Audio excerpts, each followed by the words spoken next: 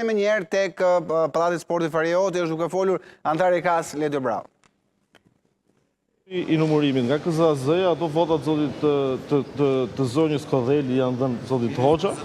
Po, kurse këtu në numërim është bërë kundërta, pra ka dalë që votat nuk janë të zotit Hoxha, po janë të zonjës Kodheli. Tani, trafikim brenda llojit. Brenda llojit, por nuk e them dot mënyrë absolute, është trafikim, pra është bërë me dashje, sepse do parë për verbali i numëruesve, sepse nëse numëruesit KZAZ kanë bërë siç ka dalë këtu, nuk kemi të bëjmë me trafikim absolutisht, por është gabim njerëzor nga personi që ka hedhur në sistem. Një numër kaq i lartë votash, është një provë mjaftueshme për të vlerësuar që ka një lloj tendence për manipulim apo ndonjë lloj përpjekje që mund të jetë. Dëgjoj, do para as pas rastit, ne na ka ndodhur edhe këtu, se disa do të mendshëm keni qenë, që kur është hedhur sistem, është hedhur gabim. Votat e një kandidati janë hedhur kandidatit më sipër, dhe ka ndodhur e njëjta gjë edhe këtu, që janë gabime njerëzore dhe është ndruar më një herë. Tani, prandaj procesi ka numërues, ka vëzhgues në mënyrë që në momentin që konfirmohet për zverbalit, të gjithë kanë pasur mundësinë që të ngrenë pretendime lidhur me këtë fakt. Nuk mund ta them, nuk e them dot. Qofse ky grup numërimi ka bërë 2 herë, 3 herë të njëjtën gjë, qoftë dhe jo me 45, por edhe me 10 apo me 8 vota, besoj se mund të jemi kushte një vepre penale. Por qofse ka ndodhur vetëm një herë, nuk e them dot a jemi kushte trafikimit apo jo.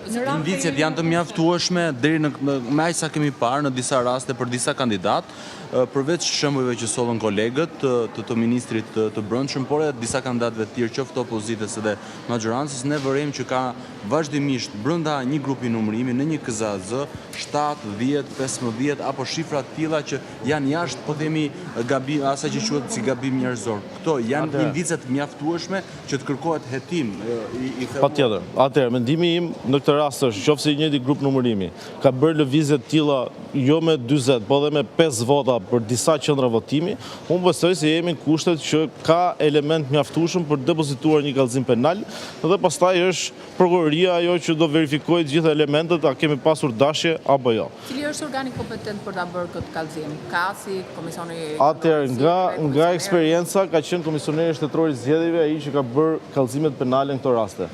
Një pjesë të rasteve që ai ka menduar se nuk kanë qenë kushtet e kallëzimit penal, i ka sjellë KAS për vendosje sanksioni administrativ ndaj numëruesve, operatorëve, komisionerëve të qendrave të votimit sipas rastit, dhe ne kemi dalë me vendim, gjithmonë vendim sanksion administrativ atë që mund vendos KAS-i. Komisioneri Po KAS-i ne nuk i kemi të gjithë, ne kemi rezultatin e numërimit KZAZ, kemi dhe rezultatin e numërimit në KQZ. Qofse do të dalë që numëruesit KZAZ, që ne nuk e kemi atë për verbal, e kanë numëruar si duhet, por gabimi ka ndodhur në sistem, në moment në hedhjes sistem, atëherë nuk mund, pra ne nuk i kemi të gjithë elementet e mjaftueshëm për të bërë një kallëzim penal. Patjetër që dhe kryesisht, tani këto të gjitha janë informacione publike dhe prokuroria i ka gjithë mundësitë që të nisë hetime penale kryesisht për këtë rast. Zoti Brau, sa i takon pletëve të votimit të kandidatëve preferencial, ka një pretendim nga disa kandidatë që KAS-i i ndryshoi rregullat e lojës në mes të lojës, pasi ditët e para, sipas tyre, KAS-i nuk e aplikonte këtë praktikë të vlerësimit, pra për të quajtur votat e blefshme në të pablefshme, ndërkohë që ju më pas kërkesës së Partisë Socialiste nxorët edhe këtë përgjigje sepse i quani të tilla dhe cilat do të ishte mënyra më sakt për të vlerësuar të vota. Atëherë KAS nuk ka ndryshuar asnjë standard që nga momenti që ka filluar procesi i rinumërimit dhe deri sot. Dhe nuk besoj se do ndryshojmë standard, përveç se thash nëse Partia Socialiste do bëj kërkesë për atë pretendim që kishte ngritur sot dhe ne do marrim një vendim lidhje me atë çështje.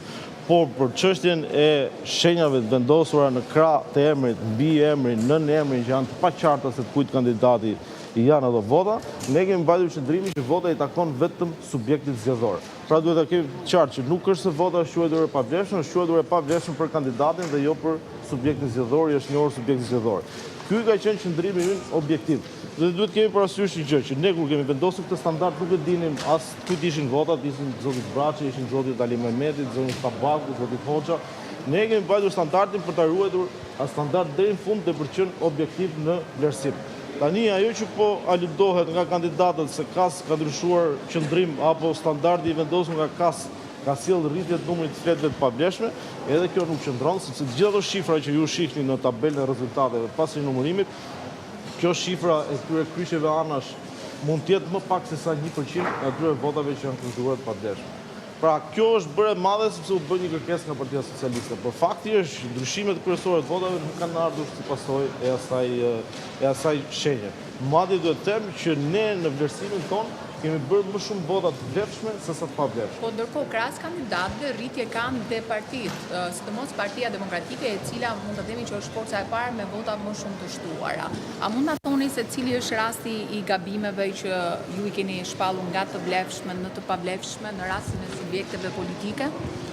Atëherë, disa raste kanë qenë raste kur kryqi ka qenë jashtë kutisë apo kur nga procesi numërimit nuk është parë që ka pasur kryq ke subjekti dhe kryq ke kandidati një subjekti tjetër, pra gjërat kësaj natyre. Po duhet kemi parasysh prapë kjo shifër, nuk e di sa ka arritur sot rreth 400 vota, është krejtësisht irelevante në raport me numrin total të votave që ka përfituar Partia Demokratike apo dhe Partia Socialiste. Pra unë edhe këtë do e fusja në kushtet e gabimit njerëzor. Nuk është se kemi parë qendra votimi që të ketë pasur lëvizje masive të votave për subjektet zgjedhore. Zoti Braho, si një prej anëtarëve që kërkuat që të bëhej ky proces rinumërimi, në bazë të rezultatit deri më tani, a gjykoni se ja vleti që të rinumëroheshin të gjitha votat e qarku Tiranë, po ashtu edhe për sa i përket qarqeve të tjera, duke marrë konsiderat rezultatin që prodhoi?